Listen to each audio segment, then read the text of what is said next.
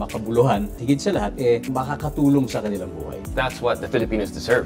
Sa panahong ito, mas exposed na sa digital media ang karamihan. Kaya kailangang palakasin at dumami pa ang sources ng accurate information.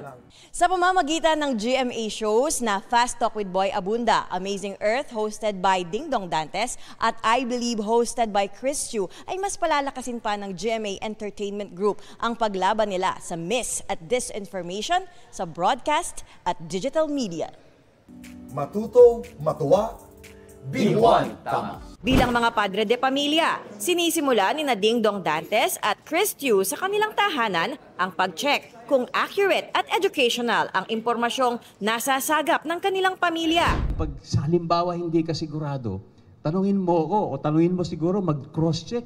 Tignan mo siguro sa ibang sources, sa ibang website, sa GMA News kung tama ba yan. Yung mga kids natin, Dong, no? Or about the same age, pinanganak sila, lumalaki sila na talaga ito na yung mundo nila. Kaya ako naging mas passionate about itong cause na ito of educating people to be discerning, pagpili ng tamang impormasyon, tamang asal. Ang celebrity talk shows and entertainment programs, hindi chismis na makakasira ng reputasyon ng pinag-uusapan. Dapat maging source ng tamang impormasyon. It is possible to be entertaining, to be factual.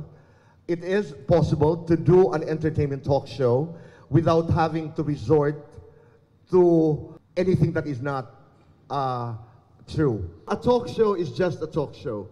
It cannot be more important than relationships. Katuwang ng Kapuso Network sa advocacy campaign na ito ang ilang partners mula sa iba't ibang sektor na dumalo at nakiisa sa MOA signing at ang educational and factual sources hindi lang limitado mula sa credible news platforms kundi maging sa entertainment shows. At GMA Entertainment Group, we've always believed that learning doesn't have to feel like a lecture.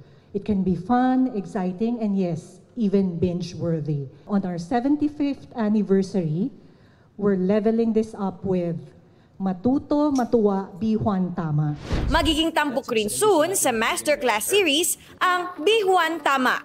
Athena Imperial, nagbabalita para sa GMA Integrated News.